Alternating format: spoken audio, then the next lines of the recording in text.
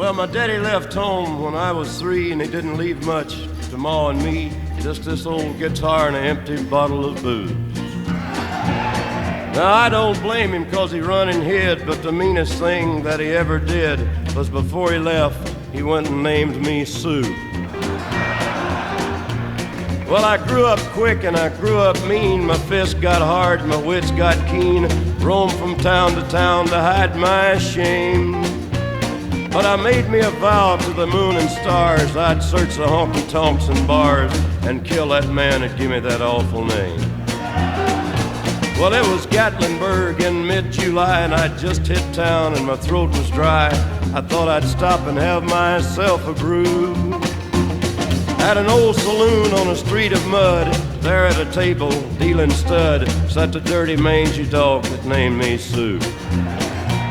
Well, I knew that snake was my own sweet dad from a worn-out picture that my mother'd had, and I knew that scar on his cheek and his evil eye.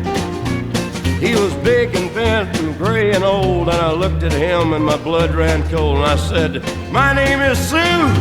How do you do? Now you gonna die." Yeah, that's what I told him.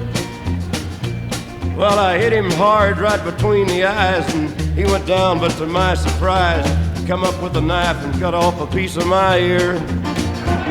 But I busted a chair right across his teeth, and we crashed through the wall and into the street, kicking and gouging in the mud and the blood and the beer. I tell you, I fought tougher men, but I really can't remember when. He kicked like a mule and he bit like a crocodile.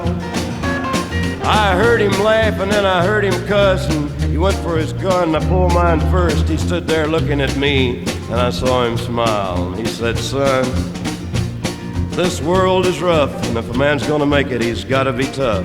And I know I wouldn't be there to help you along. So I give you that name, and I said goodbye. I knew you'd have to get tough or die, and it's that name that helped to make you strong." Yeah. He said, "Now you just fought one hell of a fight, and I know you hate me and you got the right to kill me now, and I wouldn't blame you if you do.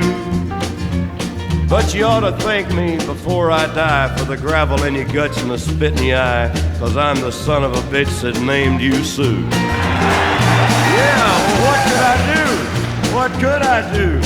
I got all choked up and I threw down my gun, called him a pa and he called me a son, and I come away with a different point of view.